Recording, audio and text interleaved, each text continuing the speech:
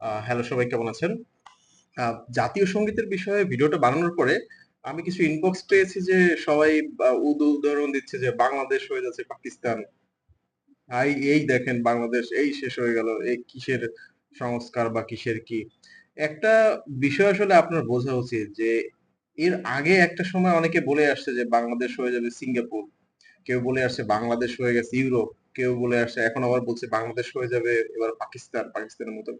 এটা বিষয় হলো যে প্রতিটা দেশ, প্রতিটা জাতি কিন্তু তার নিজস্বতায়, স্বকীয়তায় অনন্য। অর্থাৎ আপনি যদি মনে করেন যে সোমালিয়া হয়ে গেছে, এখন শেষ আপনি সোমালিয়ার মতো হয়ে যাবেন। কিন্তু আসলে ব্যাপারটা তো সেরকমের নয়। আপনি তো চাইলেও সোমালিয়া হতে পারবেন না। প্রত্যেকের একটা ভিন্ন ভিন্ন জাতিসত্তা আছে।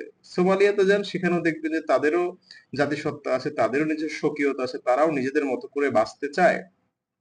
লুক্সেমবার্গ যে পৃথিবীর সবচেয়ে ধনী দেশ, তারপরে সিঙ্গাপুর যে অর্থনীতিতে খুব শক্তিশালী দেশ, আমেরিকা যে বর্তমানে সবচেয়ে সুপার পাওয়ার, এগুলো বোঝার জন্য তো আর আপনাকে আমেরিকা যেতে হবে না, এগুলো বোঝার জন্য আপনাকে লুক্সেমবার্গ ঘুরতেও হবে না, এগুলো বোঝার জন্য আপনাকে সিঙ্গাপুরের ভিসাও দরকার হবে না। আমরা বর্তমানে একটা গ্লোবাল ভিলেজে বসবাস করি। এখানে আপনি বাসায় বসে দেখতে পারেন মারিয়ানা ট্রেঞ্চ, তাই না? যে আপনি দেখতে পারেন যে মাউন্ট এভারেস্ট। তো সেক্ষেত্রে দেশগুলো সম্পর্কে তাদের অর্থনীতি বা কে কিভাবে চলে এটা বোঝার জন্য তো অন্য কোথাও যেতে হবে না। আরেকটা বিষয় হলো, এটা সবসময় মনে রাখবেন, সেটা হলো একটা মহল বা কেউ সবসময় চাইবে যে আপনাদের মধ্যে একটা দ্বন্দ্ব লাগিয়ে রাখতে। ব্যাপারটা এরকমের যে যে আপনার বন্ধুরূপী শত্রু সে কিন্তু সবসময় চাইবে যে আপনার ঘরে আপনার সাথে একটা ঝগড়া লেগে থাকবে। অর্থাৎ নিজেদের ভিতরে যখন ঝগড়া লেগে থাকবে তখন আসলে ওই ঐক্য কখনোই কাজে লাগে না। তো এখন যদি এই সকল বিষয় নিয়ে আসলে বাংলাদেশের এই মূল্যবান সময়টা নষ্ট করা হয়, মানে আমি যতটুকু বুঝি, আমি অবশ্যই বড় বুদ্ধিজীবী নই, কিন্তু সচেতন নাগরিক তো বটেই, তাই না? আমি তো এতটুকু অন্তত জানি যে এই আমার অধিকারের জায়গাটায় আমার কি বলা উচিত বা কি করা উচিত, শুধু এতটুকু বুঝলেই হবে। আপনি যদি বিশ্বাস না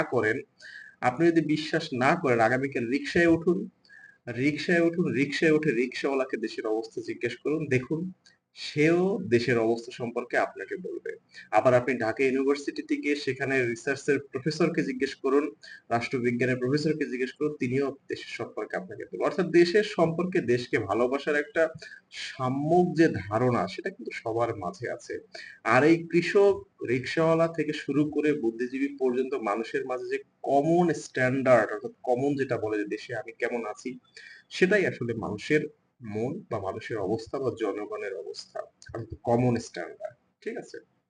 তো এক্ষেত্রে পাকিস্তান, আফগানিস্তান, লুক্সেমবার্গ বা সিঙ্গাপুর এ ধরনের হওয়াহবির কিছু নাই ভাই।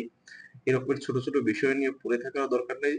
মূল লক্ষ্য যদি একটা রেখে যে দেশের যে অপকর্মগুলো মানুষ করে, যে মহল, যে সিন্ডিকেট এভাবে তৈরি হয়, সেই জায়গাটুকুকে ভেঙে ফেললেই হবে, সেই জায়গাটুকুকে পরিবর্তন করলেই হবে।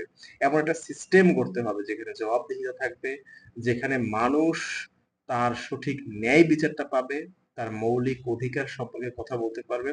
এতটুকু হলেই আমার মনে হয় বাংলাদেশের মানুষ অন্তত 100% খুশি থাকবে। সে যদি তার জায়গাটুকুতে পায়, সে যদি হসপিটালে গিয়ে তার চিকিৎসা পায়, সে যদি বাজার থেকে নিত্য প্রয়োজনীয় দ্রব্য সুলভ মূল্যে কিনতে পারে, এবং অবশ্যই ভেজাল মুক্ত একটা খাদ্য পরিবেশ তৈরি হয়, সে প্রপার শিক্ষাটা পায়, টাকার নৈরাজ্য না হয়, তার বাসায় চুরি না হয়, অন্তত এতটুকু হলেই আমাদের দেশের মানুষ খুব খুব সুখী এবং শান্তিতে থাকতে পারবে। এটাই হওয়া উচিত বর্তমানের প্রধান লক্ষ্য। ছোট ছোট এটা পরিবর্তন, ওটা পরিবর্তন, এটা চেঞ্জ, ওটা চেঞ্জ, এটা করে নিজেদের মধ্যে ঝগড়া বা পরিবর্তন বা বিরোধ লাগিয়ে না রাখাটাই ভালো। যদিও এটা খুব খুব সবচেয়ে কঠিন। আমরা পারবো কিনা জানি না। তবে ধন্যবাদ। সাথে থাকুন।